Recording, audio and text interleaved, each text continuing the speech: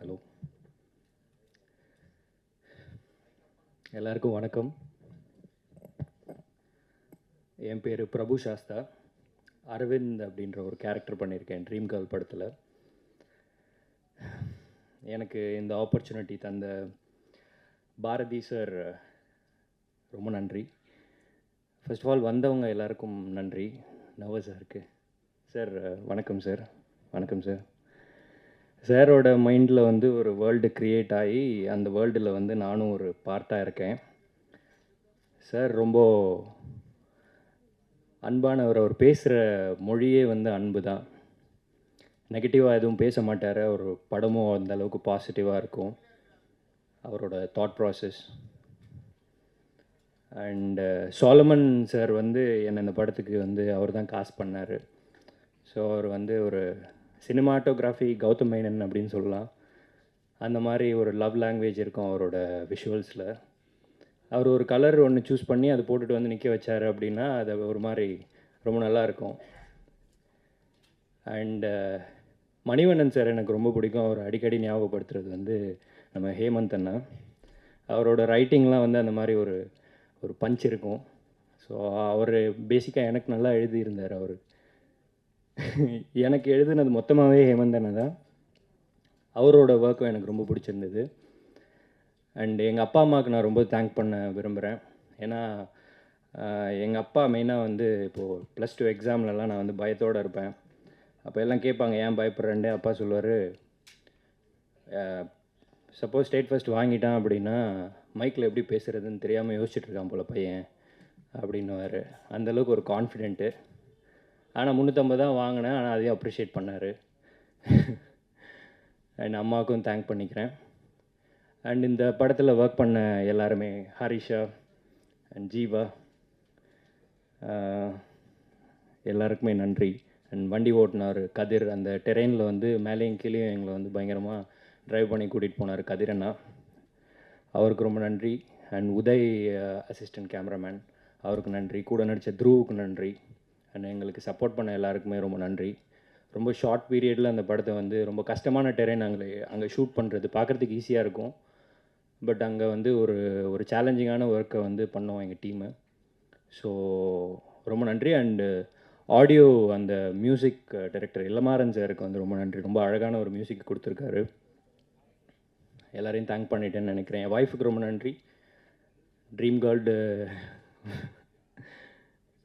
Girl படம் வந்து ஒரு ரொம்ப பெரிய ஒரு ட்ரீம் எங்களுக்கு. ஸோ இது வந்து சக்ஸஸ் ஆகணும்னு நினைக்கிற எல்லாருக்கும் ரொம்ப நன்றி. வந்தவங்க எல்லாருக்கும் ரொம்ப நன்றி. இந்த வாய்ப்பு தந்த எல்லாருக்கும் ரொம்ப நன்றி. Thank you so much. தேங்க்யூ பிரபு.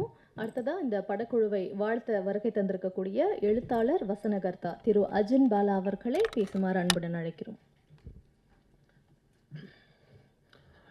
எல்லோருக்கும் வணக்கம். ட்ரீம் கேர்ள் படத்தை பார்க்க அவனுடைய ட்ரெய்லர் மற்றும் பாடலை பார்க்க வந்திருக்க ட்ரீம் பாய்ஸ் அனைவருக்கும் பணிவான வணக்கங்கள். மேடையில் இருக்கிறவங்களும் ட்ரீம் பாய்ஸ் தான் எல்லாருமே. தமிழ்நாட்டில் பலருக்கு பல நல்ல கனவுகளை திரையில் காட்டின திரு பி.சி. ஸ்ரீராம் அவர்கள் வந்து இங்கே மேடையில் அமர்ந்திருக்காரு. அவரோட இந்த மேடையில் அமர்றது நான் ரொம்ப பெருமையாக நினைக்கிறேன். எம்ஆர் பாரதி அண்ணன்கிட்ட நான் வந்து ஒரு அசிஸ்டன்ட் டைரக்டர் தான் நான் ஜாயின் பண்ணேன் 30 வருஷத்துக்கு முன்னாடி. அவர்கிட்ட சேர்றதுக்கு காரணமே வந்து பி.சி. ஸ்ரீராம் சார் தான். ஏன்னா அவருடைய மீரா படத்துடைய கதைவசனகர்த்தாவாக அவர் அண்ணன் ஒர்க் பண்ணியிருந்தார். என்ன வந்து எனக்கு ஒரு தமிழ் மகன் ஒரு நண்பர் இருந்தார், பத்திரிகையாளர். அவர் வந்து என்ன சொன்னார்னா, பி.சி. ஸ்ரீராம் படத்தோட கதாசிரியர் ஒருத்தர் எனக்கு ஃப்ரெண்டு, அவர் அடுத்த படம் பண்ண போகிறாரு, அவர்கிட்ட உங்ககிட்ட உங்களை அசிஸ்டண்டாக சேர்த்து வர்றேன்னு சொல்லி தான் கூட்டி போய் அப்படியே ரொம்ப சந்தோஷமாச்சு. அப்படி தான் வந்து அண்ணங்கிட்ட அறிமுகமானேன். அவர் கூட வந்து அசிஸ்டண்டாக சேர்ந்தப்போ அப்பயே ஒரு டைரக்டராக இருக்க வேண்டியது. ஆனாலும் என் வாழ்க்கையில் எனக்கு கிடைச்ச ஒரு மிகச்சிறந்த சகோதரர்னா அது எம்ஆர் பாரதி அவர்கள் தான். கடந்த 30 வருடமாக வந்து தொடர்ந்து நான் யார் எங்கள் அப்பா அம்மாவை சந்திக்கிறனோ இல்லையோ, இந்த உறவுகளை சந்திக்கிறனோ இல்லையோ, தொடர்ந்து எனக்கு ஒரு சகோதரனாக வந்து இந்த நகரத்தில், பெருநகரத்தில் ஒரு நம்பிக்கை ஊட்டக்கூடிய ஒரு நீரூற்று மாதிரி அவர் வந்து எம்ஆர் பாரதி அவர்கள் இந்த சென்னை நகரத்தில் இருந்திருக்கிறார். சென்னையில் நான் மட்டுமே இல்லாமல் என்ன மாதிரி நிறைய உதவி இயக்குநர்கள் வந்து அவரை தேடி வருவாங்க. நிறைய பேருக்கு ஒரு நம்பிக்கை, அவரை பார்த்தாலே ஒரு பாசிட்டிவ் எனர்ஜி தான் கிடைக்கும். எப்போவுமே அவர் வந்து அவரே தொடர்ந்து போராடிட்டு இருப்பார். ஆனாலும் வந்து அவர் உதவியை நான் அசிஸ்டண்டாக சேர்ந்தேன்.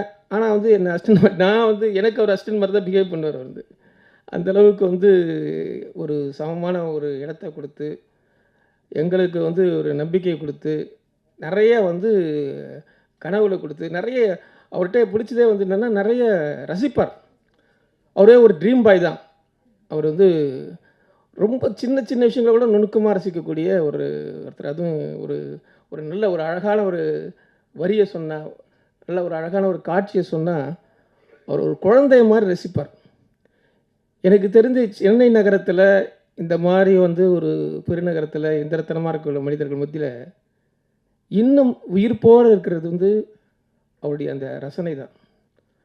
அது எனக்கு ரொம்ப ஆச்சரியமாக இருக்கும். எப்படி அவரும் வாழ்க்கையில் நிறைய போராட்டங்களை சந்தித்து தான் வந்து நிறைய இதில் தான் இருக்கார். ஆனாலும் வந்து அவர்கிட்ட எந்த ஒரு குழந்தை வந்து ஒரு பந்து, ஒரு கலர்ஃபுல்லான ஒரு பந்தை எப்படி பார்த்தா வியப்பாக ரசிக்குமோ, அந்த மாதிரி ஒரு இன்னும் வாழ்க்கையில் நடக்கக்கூடிய ஒவ்வொரு விஷயங்களையும் அணுவாக ரசிக்கக்கூடிய அந்த இயல்பான அவருடைய அந்த ரசனைமிக்க மனம்தான் வந்து அவரை வந்து இன்னும் உயிர்ப்போட, இன்னும் பல வருஷமும் உயிர்ப்போட வச்சுருக்கோம். இன்னும் அவர் நிறைய படங்கள் இது மாதிரி இயக்குவார் அப்படிங்கிற ஒரு நம்பிக்கையை வந்து கொடுத்துருக்கு.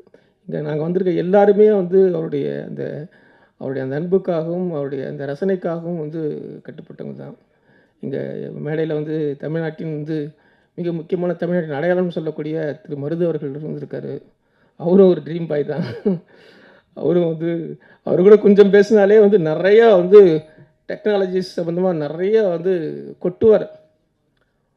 அவருடைய நானும் அவரும் கிட்டத்தட்ட ஒரு 15 வருடங்களுக்கு முன்னாடி ராமேஸ்வரத்தில் திரு தங்கர்பச்சான் அவருடைய ஒரு லொக்கேஷன் பார்க்குறதுக்காக போயிருக்கும்போது, அப்பவும் இதே மாதிரி தான் டெக்னாலஜிக்கும் ஆர்ட்டுக்குமான அப்பயே அவர் நிறைய விஷயங்கள் சொன்னார். இதெல்லாம் இந்த ஃப்யூச்சரில் இது மாதிரிலாம் நடக்கும் அப்படின்னு. அப்படி அவர் அன்றைக்கி சொன்னதெல்லாம் இன்றைக்கி நடந்துகிட்டு இருக்குது அப்படிங்கிறது ஒரு ஆச்சரியமான விஷயம். காலத்தை முன்கூட்டி கடித்து இன்றைக்கி ஏஐ அப்படின்றது என்ன இன்ஃப்ளூயன்ஸ் பண்ணும் அப்படிங்கிறதெல்லாம் முன்னாடியே வந்து அவர் அன்றைக்கே சொன்னது. எனக்கு அதெல்லாம் வந்து ஒவ்வொரு அன்றைக்கி நாங்கள் பேசின இரவு முழுக்க பேசினது எதுவுமே எனக்கு மறக்கலை. ஆனாலும் வந்து இந்த உலகத்தை வந்து 2 விஷயத்தால் அளக்க முடியும். ஒன்று சயின்ஸு, ஒன்று மேத்ஸ். ஆனால் இந்த 2 சயின்ஸும் மேத்ஸாலையும் அளக்க முடியாத ஒரு விஷயம்னா அது எஸ்தெட்டிக்ஸ் தான். மனிதனுடைய அழகியல் வந்து நுட்பமான அழகியல் எவ்வளோ தான் வந்தாலும், அக்னிநட்சத்திரத்தில் பிசி வச்சிருந்த ஒரு ஷார்ட் மாதிரி அந்த நிரோஷா வந்து ஒரு கடற்கரையில் புரண்டு பிடிக்கிறாங்க. அது மாதிரி ஏஸ்தெட்டிக்ஸை வந்து ஒரு ஏஐயில் உருவாக்க முடியுமான்றது எனக்கு தெரியாது. அதனால் ஏஸ்தெட்டிக்ஸ்ன்றது வந்து அதுதான், அது இருக்கிற வரைக்கும் உலகம் அழியாது.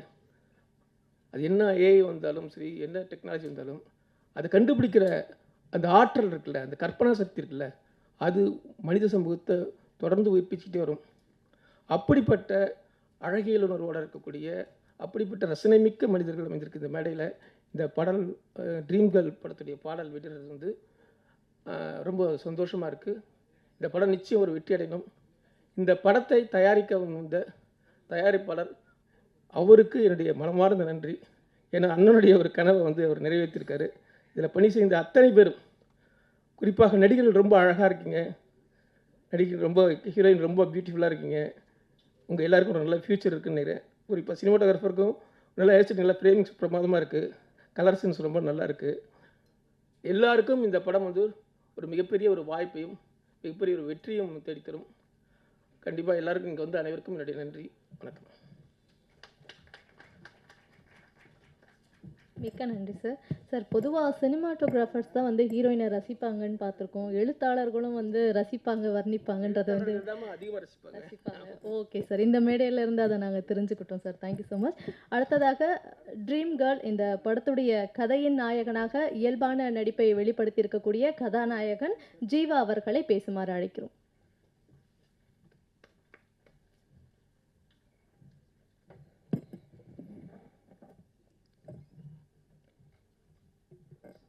எல்லாருக்கும் வணக்கம். பத்திரிகை நண்பர்கள், இங்கே அத்தனை பேர் வந்திருக்கீங்க, நன்றி. ஃபஸ்ட்டு என்னோடய நன்றி சொல்லணுன்னா என்னோடய டைரக்டர் சாருக்கு தான் சொல்லணும். அவர் பார்க்குறக்கு ஆக்சுவலாக குழந்த தான்.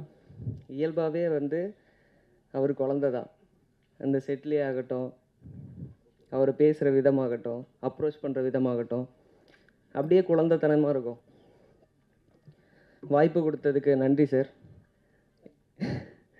என்னை அழகாக காமிச்ச சாலமன் சார், நன்றி சார்.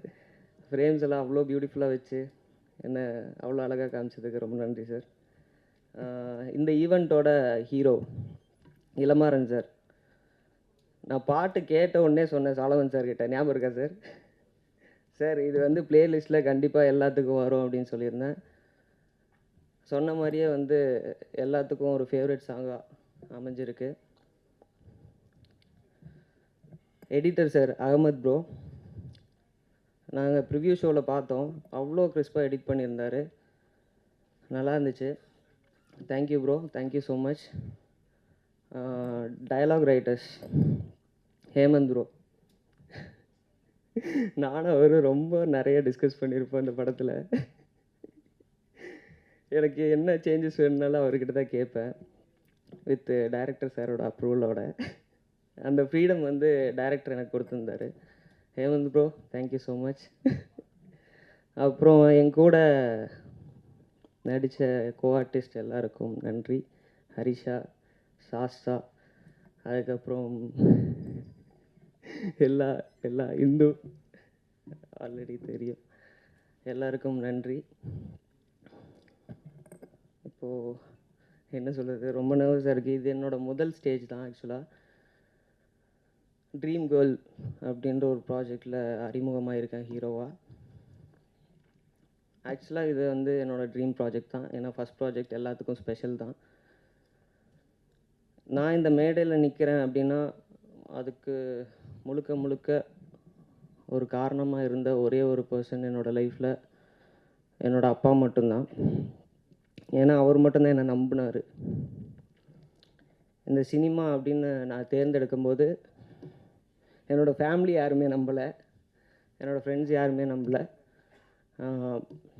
என்னோடய அப்பா மட்டும்தான் நம்பினார். ஆக்சுவலாக அவர் தான் சொன்னார், நீ போட நான் பார்த்துக்கிறேன் அப்படின்னு சொன்னார். அப்பா இப்போது என் கூட இல்லை, ஸ்டில் மேலேருந்து பார்த்துட்ருப்பாருன்னு நினைக்கிறேன். அடுத்தது என்னோடய அம்மா. அவங்க என்றைக்குமே வந்து என்கிட்ட எதுவுமே எதிர்பார்த்தது கிடையாது இப்போ வரைக்குமே. நான் எவ்வளோ சம்பாதிக்கிறேன், என்ன ஏது அப்படின்லாம் எதுவுமே கேட்டுக்கவே மாட்டாங்க. எந்த ஒரு கமிட்மெண்ட்டுமே நான் எடுத்துக்கிட்டது இல்லை. இப்போ என்னோடய லைஃப்பில் அவங்களோட லைஃப்பில் யார் முக்கியம்னு பார்த்தா நான் மட்டும்தான். அம்மா வந்திருக்காங்க சார், அம்மாவை கூப்பிட்டுக்கலாமா ஸ்டேஜில் ஒரே ஒரு டைம்? மேலே மட்டும் பார்த்து அழகுபடுத்திக்கிட்டோம். இந்த ஆப்பர்ச்சுனிட்டி மிஸ் பண்ண விரும்பலை. தேங்க்யூ. கூப்பிட்டுக்கிட்டோமா? அம்மா வாமா.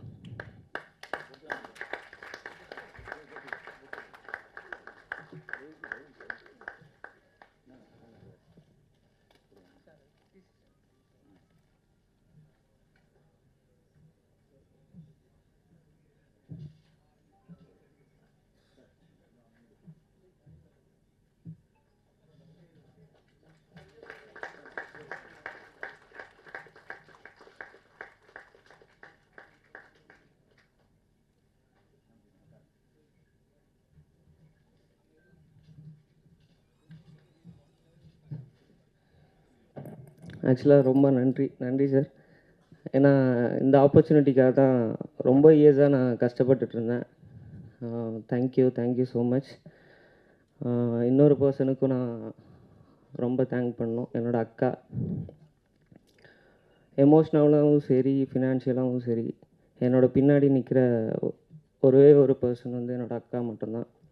அக்கா துபாயில் இருக்கா, பார்த்துட்ருப்பாங்கன்னு நினைக்கிறேன். ஓகே, ரொம்ப எமோஷ்னலாக பேசிகிட்டு இருக்கேன்னு நினைக்கிறேன். தேங்க்யூ ஸோ மச் எல்லாருக்கும், இங்கே வந்த எல்லா பத்திரிக்கை நண்பருக்கும், கெஸ்ட்டு எல்லாருக்கும், என்னோடய கோ ஆர்டிஸ்ட், டைரக்டர், கேமராமேன் எல்லாருக்குமே நன்றி. இது முதல் ஸ்டேஜ் இல்லை, இன்னும் மேலே போகணும். அதுக்கு மீடியாவோட சப்போர்ட் கண்டிப்பாக தேவை. கண்டிப்பாக எல்லாருக்கும் இந்த ட்ரீம் கேர்ள் அப்படின்ற ஒரு ப்ராஜெக்ட்டு பிடிக்கும்னு நினைக்கிறேன்.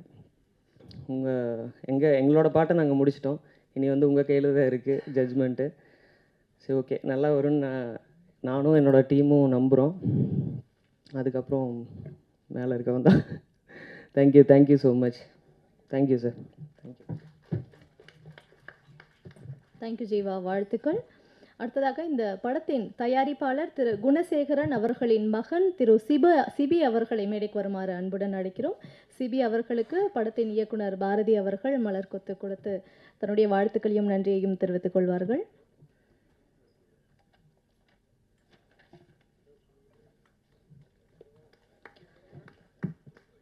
இந்த நிகழ்ச்சியில் இன்றைக்கு நிறைய செலிப்ரிட்டிஸ், சீஃப் கெஸ்ட் அண்டு மேடையே மிகப்பெரிய மேடையாக அமைஞ்சிருக்கு.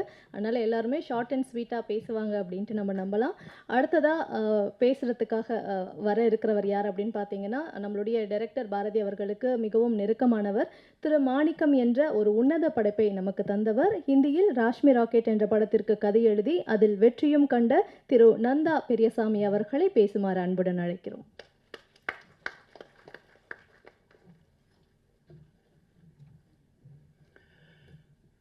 எண்ணிய முடிதல் வேண்டும், நல்லவே எண்ணல் வேண்டும். மகாகவி பாரதியோட வரிகளோட உங்கள் வந்திருக்க எல்லாருக்கும் இனிய காலை வணக்கம். பாரதி ரொம்ப ஸ்பெஷலான ஒரு மனிதர் எங்கள் எல்லாருக்குமே. அவர் ஒரு சில பல வருடங்களுக்கு முன்னாடி ஒரு கதை வச்சுருக்கணும், வாங்க ஒர்க் பண்ணுங்க சொல்லி. அப்போ நாங்கள் யாருமே டேரக்டர்ஸ் ஆகலை. லிங்குசாமி, பாலா சக்திவேல், நான், பிருந்தா சாரதி எல்லாருமே கூட்டிகிட்டு போய் கதை பேசாமல் எல்லாருக்குமே நல்லா சமைச்சு போட்டு ஜாலியாக இருங்க, சந்தோஷமாக இருங்க, கதையெல்லாம் அப்புறம் பேசிக்கலாம்னு சொல்லி சேலையூரில் ஒரு பெரிய ஒரு ரெசார்ட்ஸ் மாதிரி ஒரு இடத்துல எங்களை கூட்டிகிட்டு போய் கதை பேசுகிறது, படம் பண்ணுறது எவ்வளோ ஈஸியாக அப்படின்னு சொல்லி எங்களை கூல் பண்ணி தான் வேலையை ஆரம்பித்தார். பாரதி எனக்கு மாம்பழத்தோட வீடு இருக்குது, அசோக்புரர் வீடு இருக்குது, ஈசிஆர் வீடு இருக்குது, நிறைய சொத்து வச்சுருக்கிறாரு. ஆனால் அவர் சம்பாதிச்ச எல்லா சொத்தோட மிகப்பெரிய சொத்து பிசி சீரியஸ் சார், மருது சார், மேடையில் இருக்க எல்லாருமே தான். நான் கேட்டேன், நேற்று என்னென்ன 9 மணிக்கு விற்கிறீங்க, யாருன்னு வருவாங்க, ஏன்னு 9 மணிக்கு விற்கிறீங்க கேட்டேன். என் மேலே அக்கறை இருக்கிறவங்க வருவாங்கடா அப்படின்னாங்க. அப்படி அவர் மேலே அக்கறை இருந்து வந்த எல்லாருக்குமே இந்த சமயத்தில் பெரிய ஒரு வணக்கத்தை தெரிவிச்சுக்கிறோம். அஜயன் பாலா சொன்ன மாதிரி ரொம்ப ரசனக்காரர் அவர். எங்களுக்கு ஆண்டன் சக்காவாகட்டும், அப்புறம் சிங்கி சாஹிப் மாத்தவ், அகிர குர்சவா எல்லாரையும் அறிமுகப்படுத்தி இவங்கெல்லாம் இருக்கிறாங்களா சினிமாவுக்குள்ளே, இதுதான் சினிமாவான்னு சொல்லி எங்களை மாதிரி ஆட்களுக்கு, கிராமத்தில் இருந்த எல்லாருக்குமே உலக சினிமாவை அறிமுகப்படுத்தி ரொம்ப ஒரு ரசனையான ஒரு ஆள். ஏதாவது கவிதையை சொன்னால் உடனே 500 ரூபா கொடுப்பார். ஞாபகம் இருக்கானே? ஆமாம். எல்லா நகையும் விற்ற பிறகு நகைகள் போடாத சமூகத்திற்கு, மதத்திற்கு மாறி இருக்கிற அக்கான்னு அழுதுகிட்டு 1000 ரூபா கொடுத்தாரு. அந்த மாதிரி என்ன சொல்கிறது, ரொம்ப இயல்பாக அவருக்கு நீ ரொம்ப சினிமாவில் கஷ்டப்பட்டு அப்படியே வறுமையில் இருந்து அப்படி படம் பண்ண அவசியமே கிடையாது.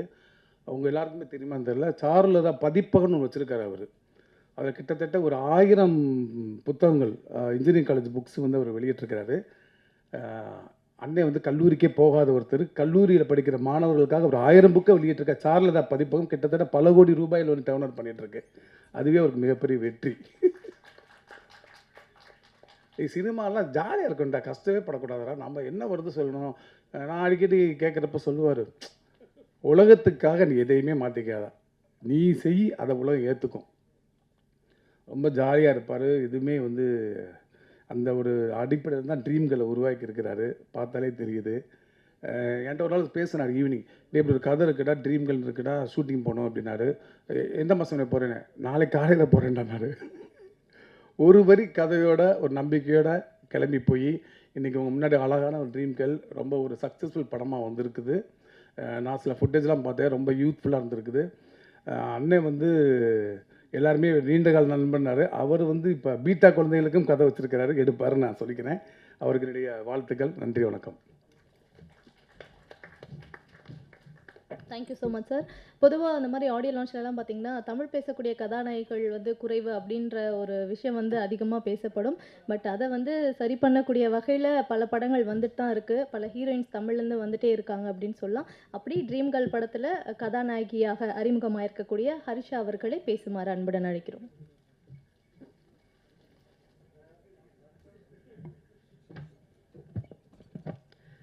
இங்கே வந்திருக்க ப்ரெஸ் மீடியா எல்லாருக்கும் வணக்கம்.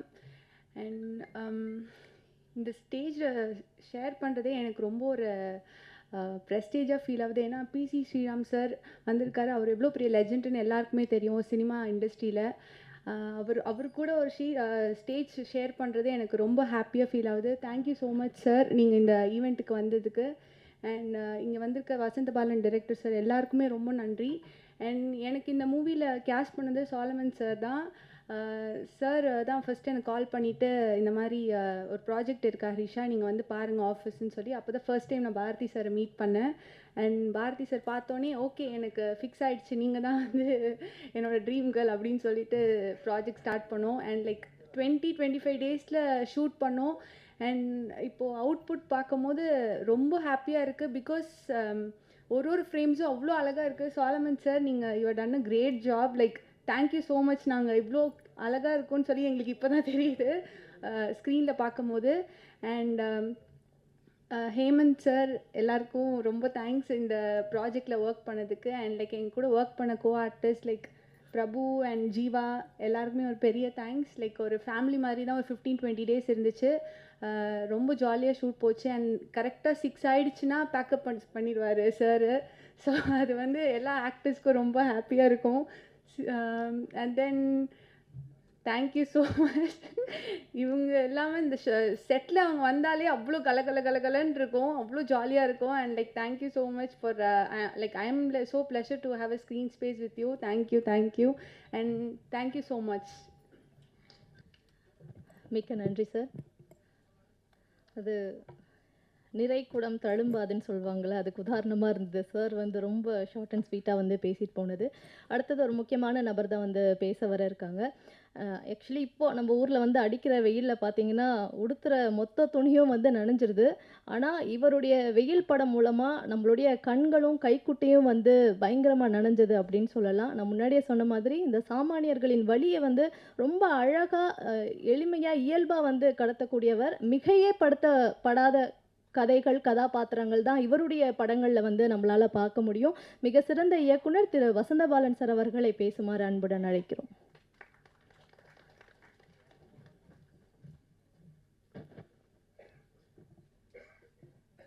அனைவருக்கும் இனிய காலை வணக்கம்.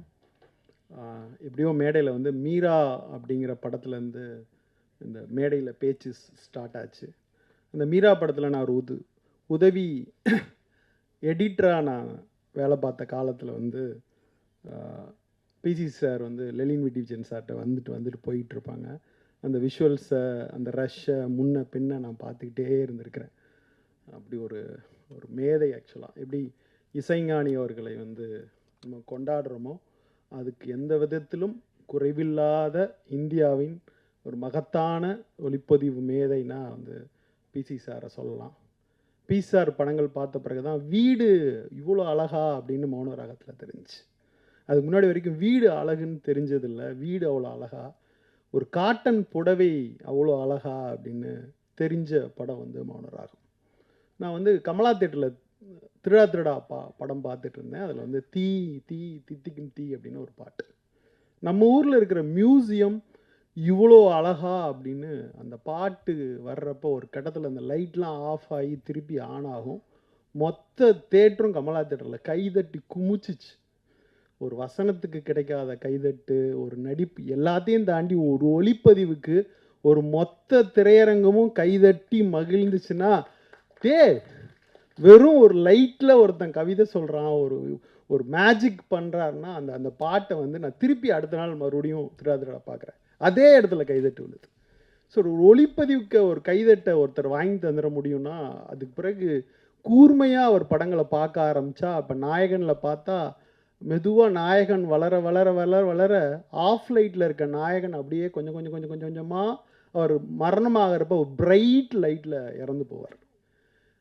ஒரு கதாசிரியர் கதை சொல்லிக்கிட்டு இருக்க மாதிரி ஒளியில் ஒரு கதையை கொஞ்சமாக சொல்லிக்கிட்டு இருக்க ஒரு மேதையாக நான் வந்து பிசி சார் அவர்களை பார்க்குறேன். அவருடைய டைரக்ஷனில் வந்து குருதி புனல் ஆகட்டும், அக்னி நட்சத்திரம் ஆகட்டும். எனக்கு அக்னி நட்சத்திரத்தினுடைய ஃபோட்டோகிராஃபிலாம் பயங்கர வியப்பாக இருக்கும். எப்படா இது அப்படின்னு மணிசார்ட்ட ஒரு தடவை கேட்டப்போ, கார்ட்டூன் படங்கள்லாம் பார்க்குற ஒரு மேஜிக்கை பண்ணணும் அப்படின்னு நானும் பிசியும் பேசிக்கிட்டு இருந்தோம் அப்படின்ட்டு. சொல்லலாம் என்ன வேணால் இப்படி பண்ணலாம் அப்படி பண்ணலான்னு. ஆனால் அந்த மேஜிக்கை வந்து ராஜா அந்த சாங்கில் வந்து அப்படி இதுக்கு முன்னாடி சென்னையினுடைய எக்மோர் ரயில்வே ஸ்டேஷனை நம்ம பார்த்துருப்போமான்னு தெரியாது. அவ்வளோ அற்புதமாக வீட்டில் இருக்க வெங்கல தட்டு கூட வெங்கல பானை கூட மின்ற ஒரு அழகை வந்து திரையில் காமிச்சவர். அப்போ 35mm வெறும் ப்ராசஸிங், வெறும் ஃபிலிம், வெறும் லேபு, இன்றைக்கி இருக்கிற டிஐ கிடையாது, எதுவும் கிடையாது. அதை வச்சுக்கிட்டு ஒரு பெரிய மேஜிக்கை பண்ண ஒரு மகத்தான ஒரு ஒளிப்பதிவு மேதையாக நினைக்கிறேன். தமிழ் சினிமா கொண்டாட வேண்டிய ஒரு மேதை. அவர்கிட்ட வர்ற அசிஸ்டன்ஸுக்கு எப்பா நான் பண்ணல அந்த படம் நீ பண்ணிக்கோ அப்படின்னு மொத்த இந்தியாவினுடைய மகத்தான ஒளிப்பதிவாளர்கள் யார்கிட்டருந்து வந்திருக்கிறாங்கன்னா பிசி ஸ்ரீராம்ங்கிற ஒரு மாபெரும் மேதைட்டேருந்து வந்திருக்கிறாரு. இன்னும் இன்னும் இன்னும் இன்னும் தமிழ் சினிமா அவரை கொண்டாட வேண்டிய, மிக பெரிதாக கொண்டாட வேண்டிய ஒரு காலகட்டத்தில் இருக்கிறோம். நான் எப்பயுமே மேடை அவரோட ஷேர் பண்ணதில்லை.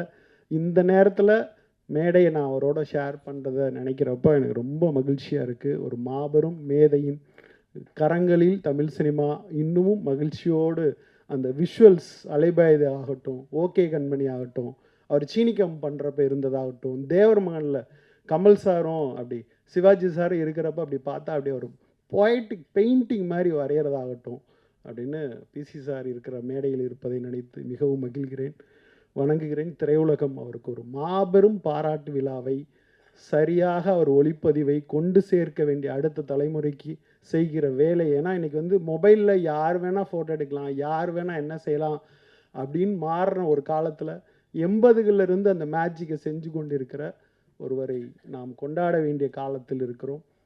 விரைவில் அப்படி ஒரு கொண்டாட்டத்திற்கு தமிழ் திரையுலகம் தயாராக வேண்டும் என்கிற ஒரு அன்பு வேண்டுகோளை இந்த மேடையில் நான் வைக்க விரும்புகிறேன்.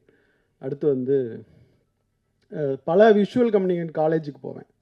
அங்கே இருக்கிற முதல்வர்கள்லாம் பார்த்தாங்கன்னா அவங்களுக்கு திரைப்படம் சம்மந்தமாகவோ கலை சம்மந்தமாகவோ லிட்ரேச்சர் சம்மந்தமாகவோ எந்த விருப்பமும் இருக்காது. சார் மாதத்துக்கு யாராவது ஒரு விஐபியை கூப்பிட்டு ஒரு மீட்டிங் வைக்கணும் சார் அப்படின்பாங்க.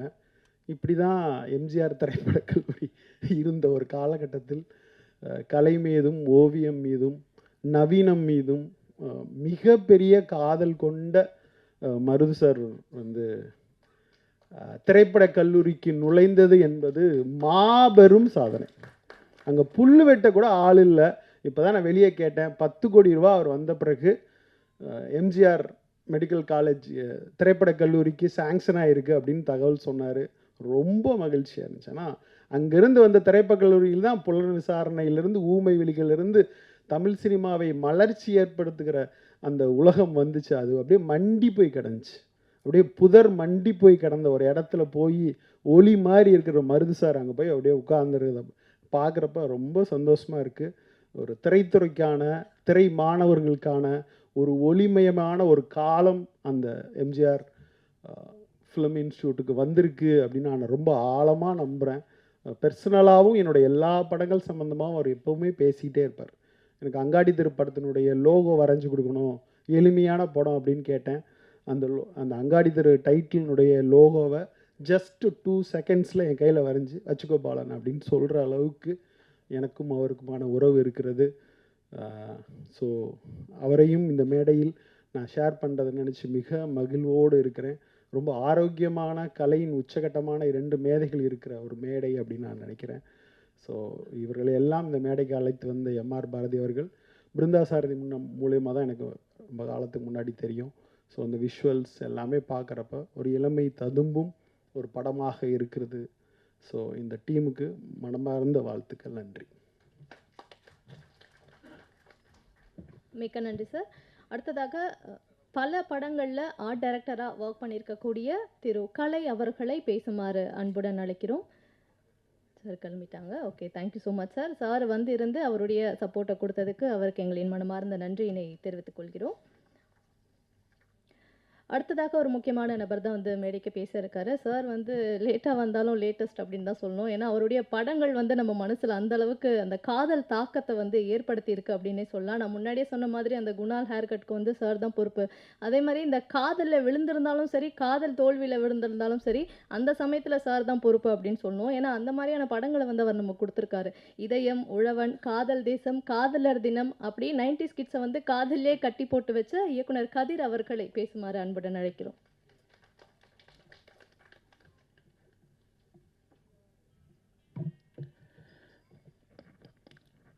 அனைவருக்கும் வணக்கம். இன்றைய விழாநாயகன் பாரதியை என் இதயபூர்வமாக நான் வாழ்த்துகிறேன். ஏன்னா பாரதி எனக்கு நீண்ட நாள் நண்பன். பாரதி நான் காலேஜில் டிசைனராக வேலை செஞ்ச காலத்தில் நான் நிறைய படங்களுக்கு டிசைனராக ஓவியராக என்னோடய கெரியர் சினிமாவில் விடுத ஆரம்பிச்சது. வேலியில்லா மாமரம் அப்படின்ற ஒரு படத்தில் நான் டிசைனராக வேலை செஞ்சேன். பாரதி அந்த படத்தினுடைய அசோசியேட் டைரக்டர். அது ஏறக்குறைய என்னுடைய கல்லூரி நாட்கள். காலேஜில் படிக்கும்போதே ஒர்க் பண்ணிகிட்டு இருந்தேன். அந்த ஃபிலிம்ஸ் எல்லாம் 3ஆம் வரை, அந்த நாட்கள், டார்லிங் டார்லிங் டார்லிங், வேலியில்லா மாமரம், இந்த மாதிரி. ஸோ எங்களுடைய நட்பு அதிலிருந்து தொடர்ந்தது. பாரதியோட அஸ்திவாரம், இன்றைக்கி சினிமாவுடைய அஸ்திவாரம்னாலே எழுத்து தான். அந்த அஸ்திவாரத்தை பிடித்து கொண்டு தான் இந்த பாரதி இன்று இந்த ட்ரீம் கேர்ள் வரைக்கும் நடந்து வந்திருக்கார். எனக்கு ரொம்ப பிடிச்ச விஷயம் என்னென்னா, பாரதி வீட்டில் எப்போதும் புத்தகம் இருக்கும். நான் அந்த காலத்துலேயே நான் பாரதி வீட்டுக்கு அடிக்கடி போவேன். பாரதியோட அம்மா நல்லா மீன் குழம்பு வச்சு கொடுப்பாங்க. நிறைய ரஷ்யன் நாவல்ஸ் நாங்கள் திருப்பி திருப்பி திருப்பி பாரதி வீட்டில் பல முறை படிச்சிருக்கேன். என்னோடய புத்தக அறிவுங்கிறது ஆரம்பித்த காலங்கிறது வித் பாரதியோடு தான். அதில் பாரதி எனக்கு மட்டும் இல்லை, பல பேருக்கு இந்த புத்தக அறிவை கொடுத்துருக்கார். சினிமாவில் அறிவு எழுத்துங்கிறது ரொம்ப அத்தியாவசியம். அது இன்றைக்கி ரொம்ப இல்லாதனால தான் தமிழ் சினிமா ரொம்ப சீர்கெட்டு போயிருக்கு. இன்றைக்கி புத்தகங்கள் யாரும் படிக்கிறதில்ல. ஆனால் புத்தகத்தையும் எழுத்தையுமே தன்னுடைய ஆயுதமாக வச்சு இன்றைக்கி மிகப்பெரிய வெற்றியை அடையப் போகிற இந்த பாரதிக்கு என்னுடைய வாழ்த்துக்கள். ஏன்னா இது ட்ரீம் கேர்ள்ன்றது என்னோட படத்து டைட்டில் மாதிரி இருக்குது. எனக்கு கொஞ்சம் பொறாமையாக தான் இருக்குது. முன்னாடியே சொல்லியிருந்தேன், நானே கூட வாங்கிட்டு வச்சேன். ரொம்ப அற்புதமான டைட்டில். நான் படம் பார்த்தேன். ரொம்ப பொய்ட்டிக்காக, ரொம்ப அழகாக, இளமையாக பண்ணியிருக்கார் பாரதி. இந்த படம் வெற்றியடைய அவர் தொழில் எல்லாருக்கும், கலைஞர்கள், அவர் ஒர்க் பண்ண நடிகர்கள், டெக்னீஷியன்ஸ் எல்லாருக்கும் என்னுடைய வாழ்த்துக்கள். வெற்றி விழாவில் மீண்டும் சந்திப்போம். நன்றி, வணக்கம். மிக்க நன்றி சார். உன் நண்பன் யார் என்று சொல், உன்னை பற்றி சொல்கிறேன் அப்படின்னு சொல்லுவாங்கள்ல, அந்த மாதிரி தான் ட்ரீம் கேர்ள் படத்துடைய இயக்குனர் எம்ஆர் பாரதி அவர்களுடைய நண்பர்கள்லாம் யார் அப்படின்றத பார்த்தாச்சு. அப்போ அவர் யார் அப்படின்றதுக்கான அந்த அறிமுகமும் முகவரியும் இந்த மேடை உங்கள் எல்லாருக்குமே கொடுத்துருக்கோம். சாரை நல்லா தெரிஞ்சவங்களுக்குமே தெரிஞ்சிருக்கும். 40 வருஷமாக சினிமா இண்டஸ்ட்ரியில் ட்ராவல் பண்ணிகிட்டே இருக்காரு. ஸோ இப்போது ஒரு அழகான படத்தை, காதல் ததும்ப ஒரு படத்தை நம்மளுக்காக கொடுத்துருக்கக்கூடிய ட்ரீம் கேர்ள் படத்துடைய இயக்குனர் திரு எம்ஆர் பாரதி அவர்களை பேசுமாறு அன்புடன் அழைக்கிறோம்.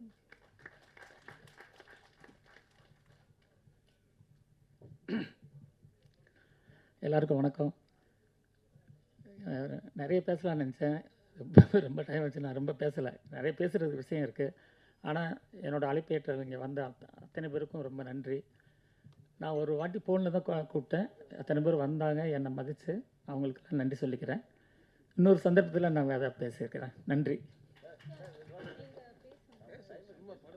படத்தை பேசி இதில் காமெடி என்னென்னா, அதாவது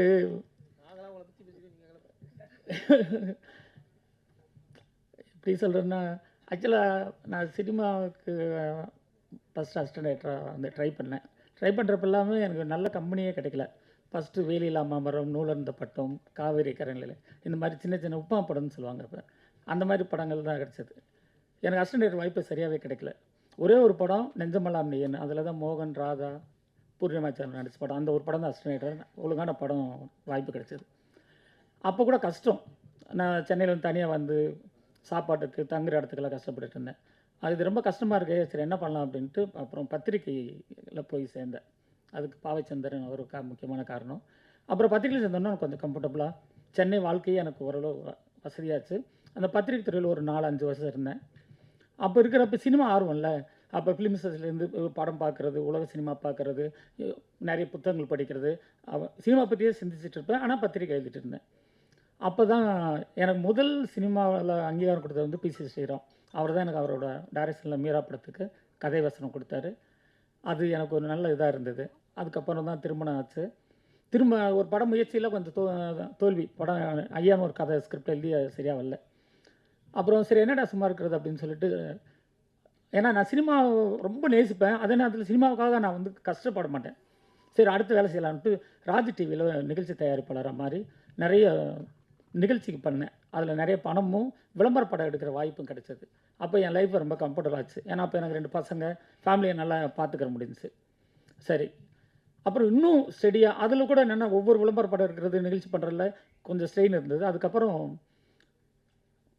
கல்லூரிக்கு புத்தகம் போட ஆரம்பித்தேன். இக்னோன்னு சொல்லிட்டு அது ஒரு வாய்ப்பு அமைஞ்சது. ஒரு சார் சொன்னார், இந்திரா காந்தி ஓப்பன் யூனிவர்சிட்டி அது வந்து என்னென்னா எம்பிஏ படிப்பாங்க இந்தியா முழுக்க ஒரே சிலபஸில்.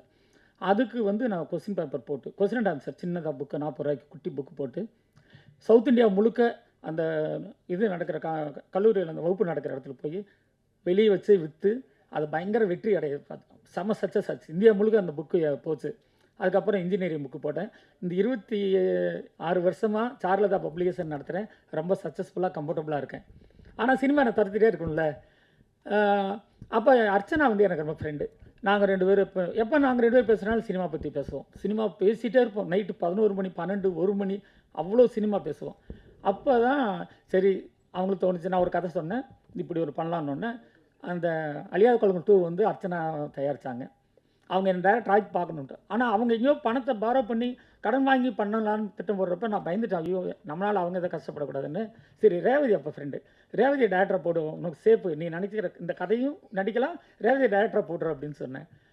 ஆனால் அவங்க உறுதியாக இல்லைடா அது நீ தான் ஃபீல் பண்ணி உன்னால் தான் ஃபீல் பண்ணி எடுக்க முடியும் அப்படின்னு சொல்லி சரி முடிஞ்ச வரைக்கும் சிக்கனமாக எப்படி இருக்குன்னு பிளான் பண்ணி அது 12 நாளில் அந்த படத்தை எடுத்து முடித்தேன். சின்ன பட்ஜெட்டில் தான். அந்த படம் ஓரளவு ஒரு நல்ல எனக்கு பேர் இப்போ கூட யூடியூப்பில் இருக்குது. 2 மில்லியனுக்கு மேலே அந்த படம் பார்த்துருக்காங்க, நல்ல ரிவ்யூ போட்டிருக்காங்க. அதில் சந்தோஷம். அப்புறம் என்னென்ன சும்மா இருக்க முடியல, சும்மா அடுத்து படம் பண்ணணும். அப்புறம் என்ன பண்ணேன், சரி படம் பண்ணலாம், இந்த ட்ரீம் கேர்ளுக்கு ஒரு 4 சீன் எடுத்து பார்ப்போம் ஒரு பார்க்கில் அப்படின்னு சொல்லிட்டு சாலமனை கூப்பிட்டு ஒரு 4 சீன் இங்கே எடுக்கலாம்னா அவன் என்ன சொன்னான், அவன் ஊட்டி சார் அந்த 4 சீனை ஊட்டியில் போய் எடுக்கலாம் சார். செம்மொழி பூங்காவில் வந்து அவன் கேட்டால் 30,000 ரூபா படம் கேட்டான். இந்த 30,000 ரூபாய்க்கு ஊட்டியில் போய் எடுத்துலான்னு சொன்னான். 4 சீன் எடுக்கலான்னு தான் போனேன். அப்படியே ஒரு பிளான் பண்ணி அங்கே ஒரு 16 நாளில் அந்த படத்தை எடுத்து முடித்தேன். அப்போ அந்த ஸ்கிரிப்டுக்கு கூட எனக்கு ரொம்ப சப்போர்ட் இருந்தது வந்து ஹேமந்த். நைட்டு இதெல்லாம் இது எடுக்கலான்டான்னா காலையில் சீன் எழுதி கொடுப்போம். அப்படி அழகாக வந்து அந்த படத்தை சிம்பிளாக எடுத்து முடித்தேன். எனக்கு சந்தோஷம். அப்புறம் இந்த நேரத்தில் நான் சொல்லிக்கிறது என்னென்னா, சினிமாவுக்காக கஷ்டப்படுறவங்களை நிறைய பேர் படுறாங்க, அது எனக்கு பிடிக்காது. பிரேக் பண்ணுங்க. அமெரிக்காவில் எப்படின்னா ஒரு பையன் நல்லா படிக்கலன்னா 1 வருஷம் பிரேக் பண்ணி விட்டுருவாங்க. அந்த 1 வருஷம் பிரேக் பண்ணி சுற்றுறதுல அடுத்து அவனுக்கு சினிமா அவனுக்கு இன்ட்ரெஸ்ட் வந்துடும். நீங்கள் சினிமா வாய்ப்பு கிடைக்கலன்னா என்ன பண்ணணும்னா அதை கட் பண்ணிட்டு போயிருங்க. நான் நிறைய பத்திரிக்கையில் இருந்து நிறைய வேலை பார்த்துருக்கேன். ஆனால் சினிமா எனக்குள்ளே இருந்துகிட்டே இருக்குது. இப்போ என்னால் நினச்சதை இப்போ அடுத்த படமும் கூட எடுத்து முடிச்சிருக்கேன், சைக்கிள் கேப்புன்னு. அதுக்கு அடுத்த படத்துக்கு எனக்கு ஷூட்டிங் ரெடியாக இருக்கேன். ஸோ அதனால் எப்போனாலும் எடுக்க முடியும். நீங்கள் நம்பணும். இப்போ நான் 40 வருஷமாக ட்ரை பண்ணேன். ஆனால் இப்போ என்னால் கண்டினியூஸாக படம் எடுக்கிற வாய்ப்பு எனக்கு உருவாயிருக்கு. அது முக்கியம் என்னென்னா சின்ன பட்ஜெட்டில் எடுக்கிறது எப்படின்றது தான் ரொம்ப இம்பார்ட்டண்ட்.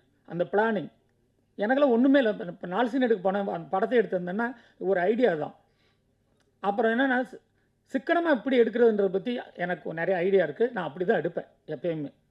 செலவு இல்லாமல் அது பிளான் பண்ணலாம். அது ஸ்கிரிப்ட் தான். அந்த ஐடியா தான் ரொம்ப முக்கியம். நிறைய செலவு பண்ண வேண்டாம். ஏன்னா கொஞ்சமாக செலவு பண்ணால் ஒருவேளை படம் இதாகட்டு கூட பாதிப்பு வராது. அதுதான் நான் சொல்கிறேன்.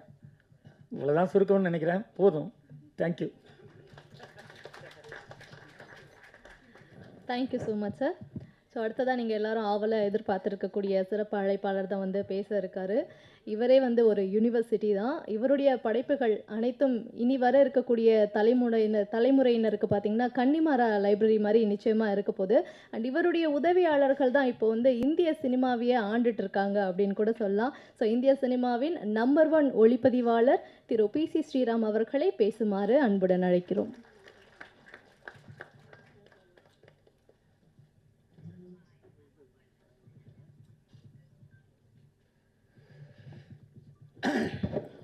அனைவருக்கும் காலை வணக்கம். இருக்கவங்க எல்லாம் என் நண்பர்கள், வெகு நாளை நண்பர்கள். என்ன சந்தோஷமாக இருக்குன்னா, எனக்கு பாரதியை பற்றி இவ்வளோ பேர் புகழ்ந்து பேசும்பொழுது எனக்கு ரியலாகவே ரொம்ப ஒரு மயிர்கூச்சரியமாக இருக்குது. எங்கள் நட்பு ரொம்ப வருஷம் நட்பு. அது பல கதைகள் சொல்லலாங்க நட்பில். பாரதி கல்யாணத்துக்கு நான் தான் இது பண்ணேன். இல்லை ஃபஸ்ட் டைம் நான் ஆடியோ ஃபங்க்ஷனே இதுதான் ஃபஸ்ட் டைம் வரேன். பல மீட்டிங்கு வந்திருக்கேன் நான். ஆனால் ஆடியோ லான்ச்சுன்னு பாரதி கூப்பிட்ட உடனே பாரதிக்கு நான் என்றைக்குமே நோ சொல்ல முடியாதுல்ல. ஆனால் ரொம்ப சந்தோஷம், இவ்வளோ பேர் வந்து பாரதியோடைய குணங்களையும் அவருடைய இதை பற்றி பேசும்போது எல்லாரும் ஒரே கருத்தோடு பேசிச்சு. அதில் வந்து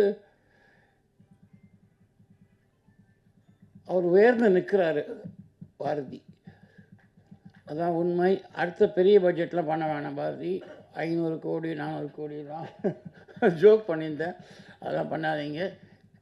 இந்த படம் நல்லா வரணுன்றது தான் எனக்கு ஆசை. நல்ல இயக்குனராக வந்துட்டிங்கன்னா அப்புறம் உங்கள்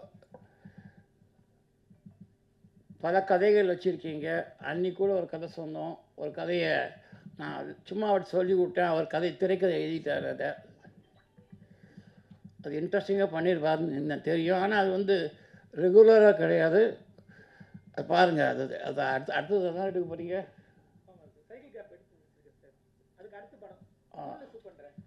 ஓகே ஓகே ஓகே. ரொம்ப அவர் தான் திரைக்கதை எழுதியிருக்கார், ரொம்ப இன்ட்ரெஸ்டிங்காக இருக்கும். பாரதி, என் வாழ்த்துக்கள் வாழ்த்துக்கள் வாழ்த்துக்கள். Okay, thank you so much sir. So அடுத்ததாக ஒரு முக்கியமான தருணம் தான் ட்ரீம் கேர்ள் படத்துடைய இசைத்தட்டு வெளியிடும் நிகழ்வு வந்து தற்போது நடக்க இருக்கு.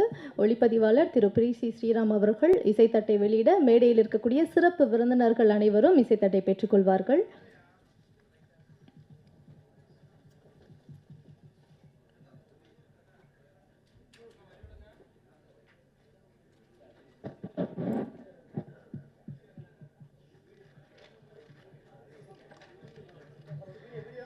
ஷாருலதா ஃபிலிம்ஸ் தயாரிப்பில் திரு எம்.ஆர். பாரதி அவர்களுடைய இயக்கத்தில் உருவாகி இருக்கக்கூடிய திரைப்படம் ட்ரீம் கேர்ள். ட்ரீம் கேர்ள் படத்தின் இசைத்தட்டை ஒளிப்பதிவாளர் திரு பி.சி. ஸ்ரீராம் அவர்கள் வெளியிட சிறப்பு அழைப்பாளர்கள் மற்றும் படக்குழுவினர் இசைத்தட்டை பெற்றுக்கொள்கிறார்கள்.